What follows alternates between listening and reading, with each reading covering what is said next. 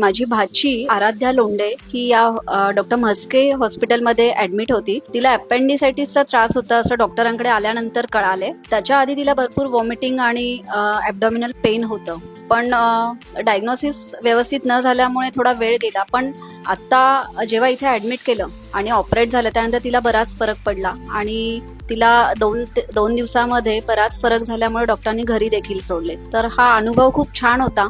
आणि दुसरी गोष्ट, इथे स्टाफ जो आहे तो खूपच कोऑपरेटिव्ह आहे. प्रत्येक गोष्टीवर तुम्हाला, सगळ्या गोष्टींसाठी तुम्हाला नेहमी मदत करायला तयार असतो आणि डॉक्टरही वेळेला येऊन तपासून जातात आणि त्यामुळे भरपूर एक रिलीफ असतो आणि मेंटली जे प्रेशर फील होत नाही की आपला पेशंट इथे ॲडमिट आहे आणि पुढे काय होणार, असं प्रेशर नाही होत.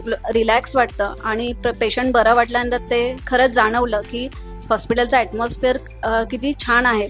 कारण हे असं ॲटमॉस्फिअर बाहेर मिळत नाही, जे गरजेचं असतं पेशंटच्या नातेवाईकांसाठी. कारण त्यांचा पेशंट ऑलरेडी पेनमध्ये असतो आणि त्यांना बाकीचे प्रेशर असतात, फायनान्शियल असतात, इव्हन पेशंटची काळजी असते. पण त्यामध्ये जे कॉपरेशन आणि जे योग्य डायग्नोसिस होतं त्या गोष्टी फार महत्त्वाच्या आहेत आणि ते सगळंच एका ठिकाणी मिळतं, म्हणजे ते म्हणजे डॉक्टर म्हस्के हॉस्पिटल.